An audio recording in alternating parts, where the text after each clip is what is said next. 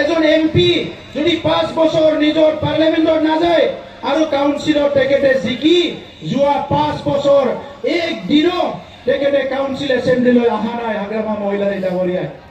আৰু তেতিয়াই গম পাই গলো যে হাগ্ৰামা মহিলাৰী ডাঙৰীয়াই এতিয়া নহয় 2020 চনতে সাৰেন্ডাৰ কৰিছে তেখেতে আৰু এছেম্বলিত আৰু কাউন্সিলত আহিবলৈ মন নাই। আপুনি ইলেকশন কিয় খেলিছিলে? ইলেকশন কিয় খেলিছিলে? যদি এছেম্বলিতে যাব নোৱাৰে, এছেম্বলিত যাই কথা এটা ক'ব নোৱাৰে, ভাল বেয়া ৰাইজৰ বিভিন্ন সমস্যা যদি আপুনি কথা পাতিব নোৱাৰে, ইলেকশন কিয় খেলে? আজি বিপিএফে তেনেকুৱা এজন নেতাক লৈ পেলাই তেখেতসকলে আজি ৰাজনীতি কৰিব ওলাইছে, যিজন নেতা এছেম্বলিত আহি কথা ক'বলৈ সাহস নাই, যিজন নেতা এছেম্বলিত আহি বড়োলেণ্ডৰ 35 লাখ জনসাধাৰণৰ কথা ক'বলৈ দায়িত্ব স্বীকাৰ নকৰে, যিজন নেতাই নিজৰ সমষ্টি ৰাইজৰ কাৰণেও এছেম্বলিত যায়, চৰকাৰত যায়, কিবা দুটা কথা ক'বলৈ সাহস নাই, ইচ্ছা নাই, তেনেকুৱা নেতাৰ লগত ৰাজনীতি নহ'ব। ৰাজনীতি কৰাটো এতিয়াহে অলপ ভাল লাগিছে।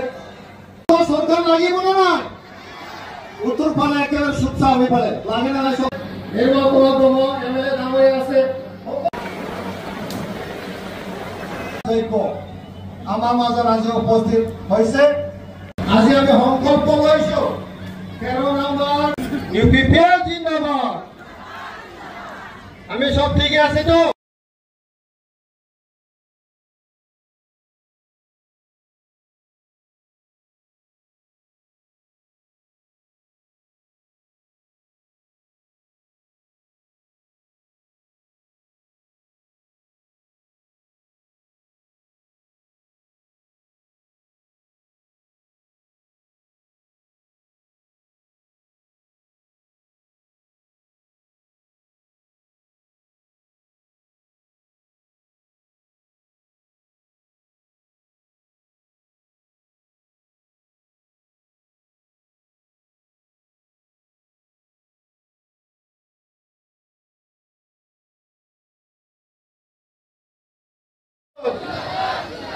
Rendra Kachari Zindabad, Hamba Bolgari Zindabad, Hamba Bolgari Zindabad, Sondan Brahma Zindabad, Sondan Brahma Zindabad, UPPL Zindabad.